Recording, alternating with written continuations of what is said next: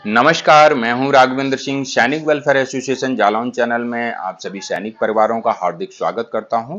दोस्तों, आज का ये वीडियो आप सभी सैनिक परिवारों के लिए बहुत ही खास है, क्योंकि आज के वीडियो में मैं आप लोगों की जो डाउट क्लियर करने वाला हूं। पिछले वीडियो में मैंने इसकी जानकारी आपको डिटेल में दे दी है, परंतु वहां पर कुछ प्रश्न निकल करके खड़े हो रहे थे। उन्हीं प्रश्नों को यहां पर मैं क्लियर करने वाला हूं, तो वीडियो को ध्यान से देखिएगा। स्किप बिल्कुल भी ना करें, क्योंकि आप लोग स्किप कर करके देखते हैं और आपको जानकारी अधूरी रह जाती है। इसलिए निवेदन है, यदि आप वीडियो देख ही रहे हैं तो स्किप बिल्कुल ना करें। वीडियो देखने के बाद वही जानकारी आप दोबारा से मुझे कमेंट सेक्शन के माध्यम से पूछते हैं, तो मुझे लगता है कि आपने वीडियो सही से नहीं देखा है और यहां पर मेरी मेहनत भी बेकार गई है। इसलिए वीडियो को ध्यान से देखिएगा, और आपका पेंशन संबंधी कोई डाउट है तो कमेंट सेक्शन के माध्यम से मुझे बता सकते हैं। दोस्तों, हमारे चैनल से यदि अभी तक भी नहीं जुड़े हैं तो चैनल को सब्सक्राइब करके चैनल से जुड़ सकते हैं। मैंने पिछले वीडियो में आप लोगों को बताया था आर्मी ग्रुप इंश्योरेंस, जो भी हमारे सर्विंग सोल्जर हैं उन सभी को इस एजीआई के तहत बेनिफिट दिया जाता है।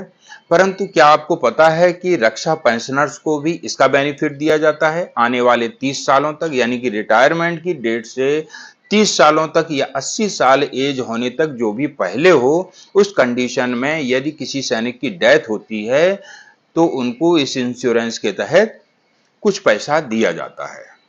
अब वो कुछ पैसा अलग अलग समय में अलग अलग काटा जाता रहा है और उसके बेनिफिट भी अलग अलग हैं। आगे मैं वीडियो के माध्यम से चर्चा करूंगा। पिछले वीडियो में मैंने आपको विस्तृत बताया हुआ है, फिर भी आज मैं इस वीडियो में आपको पुनः बता दूंगा। मैंने आप लोगों को बताया था रिटायरमेंट की डेट से अगले 30 सालों तक या फिर 80 साल एज होने तक किसी पूर्व सैनिक के साथ में कोई भी दुर्घटना होती है और उसकी डेथ हो जाती है, उस कंडीशन में उनको इंश्योरेंस के तहत इतना इतना बेनिफिट दिया जाएगा। परंतु प्रश्न भी यहीं से निकल करके आया है। हमारे कई सैनिक भाइयों ने पूछा है, क्या सर सिर्फ दुर्घटना होने पर ही इस एजीआई का बेनिफिट मिलेगा?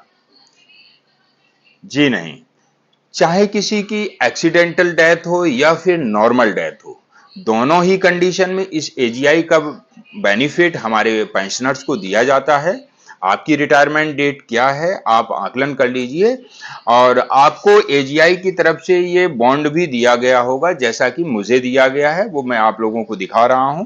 इसमें पूरी डिटेल रहती है, आपका कब रिटायरमेंट हुआ है, आप किस ग्रुप से हैं, आपकी डेट ऑफ बर्थ, और इस एजीआई की जो सर्टिफिकेट की जो वैलिडिटी है वो भी इसमें क्लियर मेंशन होती है। कितना अमाउंट काटा गया है और आपकी डेथ होने पर कितना अमाउंट आपके परिवार को दिया जाएगा, वो भी इसमें क्लियर मेंशन रहता है।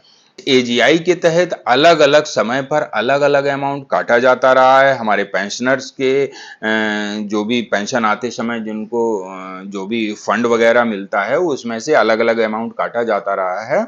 उस अलग अलग अमाउंट के तहत अलग अलग यहाँ पर बीमा का कवर भी दिया गया है।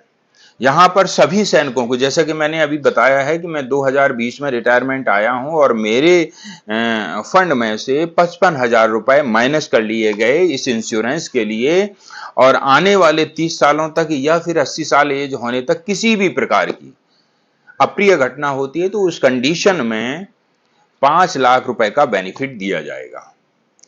इसी प्रकार से अलग अलग समय पर आए हुए अलग अलग पेंशनर्स को अलग अलग यहां पर कवर निर्धारित किए गए हैं, वो वीडियो के माध्यम से मैं पुनः साझा कर रहा हूं।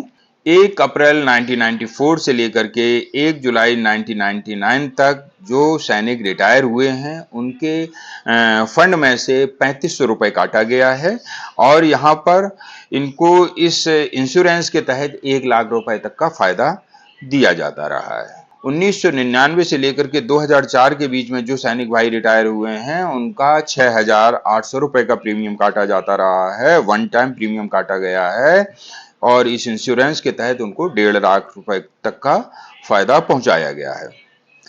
2005 से लेकर के जून 2009 के बीच में जो सैनिक भाई रिटायर हुए हैं उनके खाते से 15,500 रुपए का जो प्रीमियम काटा गया है, और इसके तहत उनको 2 लाख रुपए तक का बेनिफिट दिया गया है। 2009 से लेकर के जुलाई 2010 के बीच में जो सैनिक भाई रिटायर हुए हैं वन टाइम प्रीमियम उनका 22,200 काटा गया है, और ये इसकी वैलिडिटी है 26 साल या फिर 75 साल एज होने तक, जो भी पहले हो, दोनों ही कंडीशन में। तो उनको यहाँ पर इस प्रीमियम के अनुसार इंश्योरेंस का जो कवर है वो 3 लाख रुपए तक दिया गया है।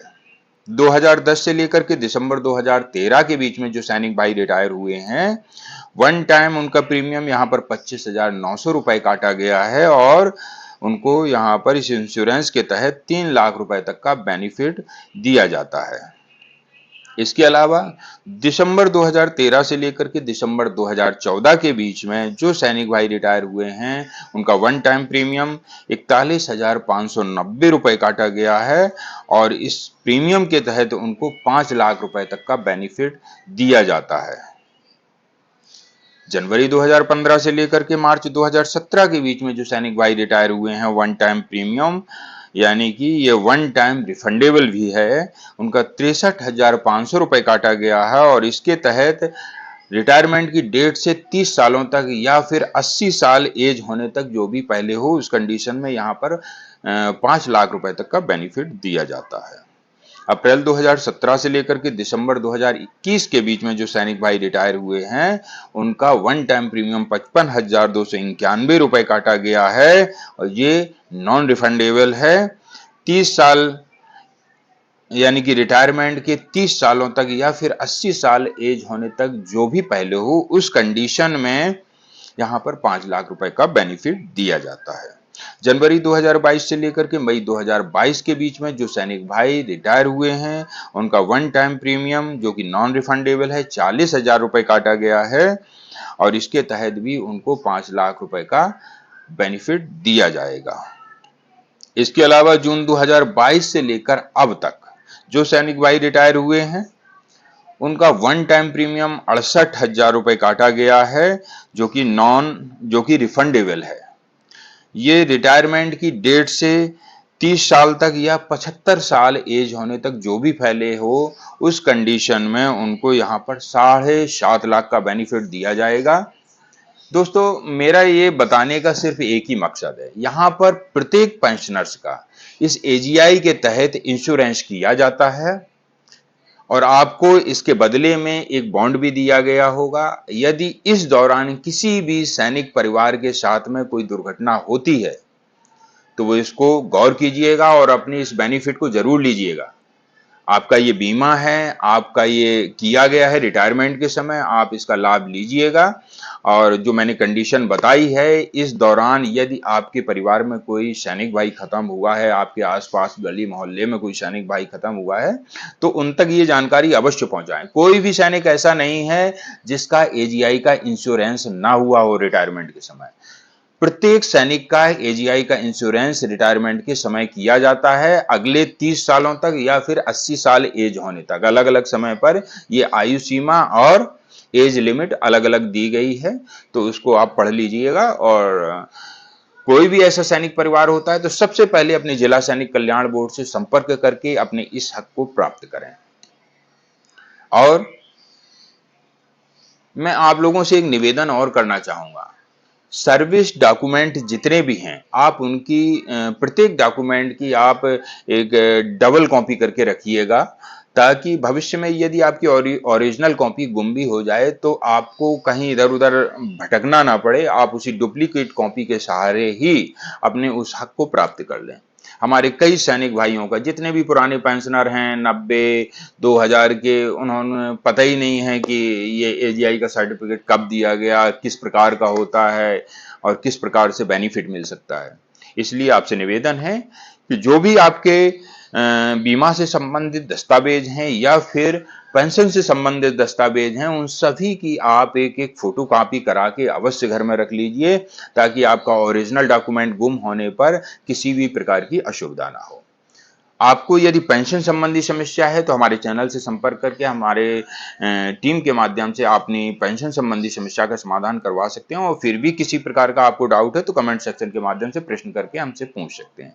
अगले वीडियो में ऐसे ही महत्वपूर्ण जानकारी लेकर पुनः मिलूंगा, तब तक के लिए जय हिंद, जय भारत। दोस्तों, हमारे चैनल के माध्यम से दी जाने वाली जानकारी यदि आप लोगों को अच्छी लगती हो और उपयोगी रहती हो तो इसे अन्य पूर्व सैनिकों के ग्रुप में भी शेयर कर सकते हैं।